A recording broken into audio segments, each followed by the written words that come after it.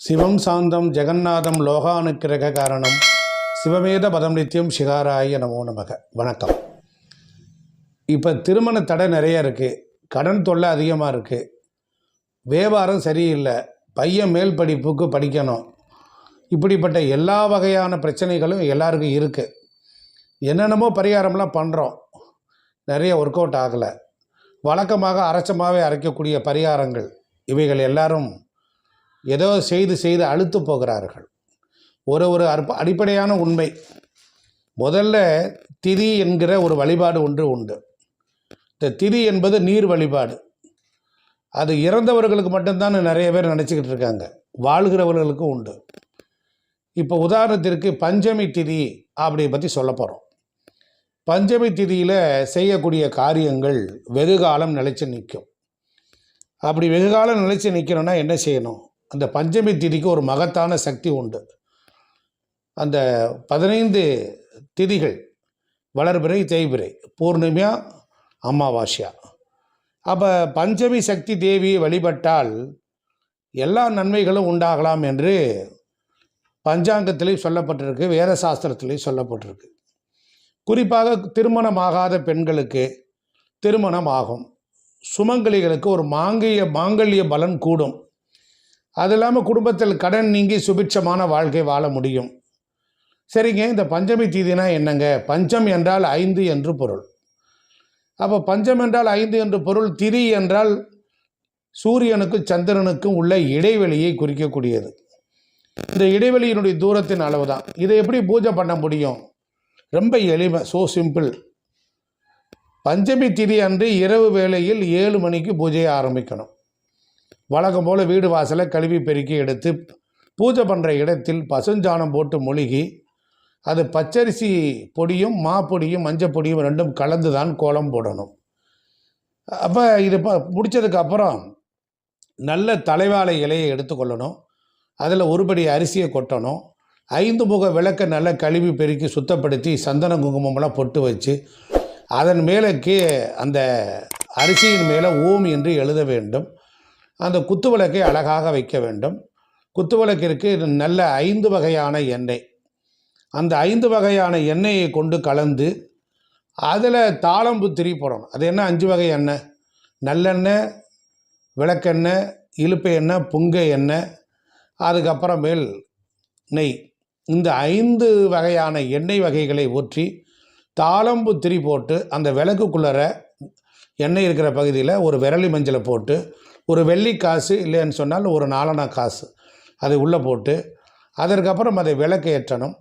அந்த விளக்கு ஏற்றி வணங்குறதுக்கு பண்ணும்போது திருவிளக்கில் என்ன பண்ணணும்? அந்த பஞ்சமி தீவியை எழுந்தருளை செய்வதற்கு முன் வழக்கம் போல் மகாலட்சுமியை எழுந்தருளை செய்யணும். மகாலட்சுமி பாடலாம் பாடலாம்.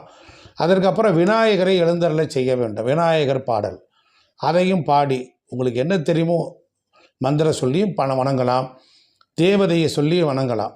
இப்படி வணங்கி வழிபட்டு அதற்கப்புறம் பஞ்சமி திதி தேவியை வணங்கணும். அதற்கு உதிரி பூக்களும் மஞ்சள் கலந்த அரிசியும் அவசியம் தேவை. அதுபோல் இதுக்கு பேர் பொன்னரிசி என்று சொல்வார்கள். கோடாமல் என்றும் குறையாமல் எங்கள் குலம் இனிமேல் வாடாமல் வாழ வரம் தருவாய், மனம் மாயை வழி செல்லாமல் உள்ளே ஒடுங்கும் தவமும் உணர்வறியா சூடாமணி ஒளி சோதியே பூவில் அமர்ந்தவளே இங்கே எழுந்தருளுக, இங்கே எழுந்தருளுக, இங்கே எழுந்தருளுக என்று சொல்ல வேண்டும்.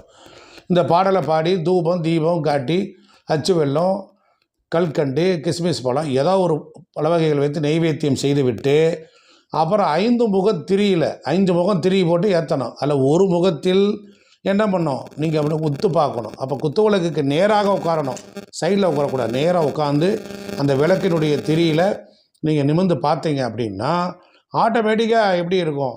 அதில் என்ன பண்ணணும்? ஓம் ஸ்ரீ பஞ்சமி தேவியை போற்றி, இல்லைன்னா நமகன்னு சொல்லலாம். ஓம் ஸ்ரீ பஞ்சமி தேவியை நமக அப்படின்னு 108 முறை சொல்லி மனதிற்குள்ளரே சொல்ல வேண்டும், வாய் விட்டு சொல்லக்கூடாது.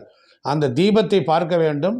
அதை சொல்லி முடித்துட்டு, அம்மா பஞ்சமி தேவி, என் மகளுக்கு திருமணம் கைகூடி வர வேண்டும், நன்கு படித்த அழகிய மணமகன் அமைய வேண்டும், என் மகனுக்கு நல்ல திருமணம் அமைய வேண்டும், அதுபோல் வியாபாரத்தில் ஏற்பட்டுள்ள கடன் போக வேண்டும், எங்களுக்கு நிறைய வேலை வாய்ப்புகள் வர வேண்டும், வேலை பார்க்கும் இடத்தில் உயர்வான நிலை அடைய வேண்டும், பதவி உயர்வு வேண்டும், இப்படி வாழ்க்கையில் எது தேவையோ அதை அந்த நேரத்தில் மனதால் அந்த விளக்கின் திரியை பார்த்து நாம் கேட்க சொல்ல அந்த தேவதை இருக்கணும். கிட்டத்தட்ட 20 நிமிஷத்துலேருந்து 25 நிமிஷம் வரைக்கும் அந்த விளக்கு வழிபாடை செய்யலாம்.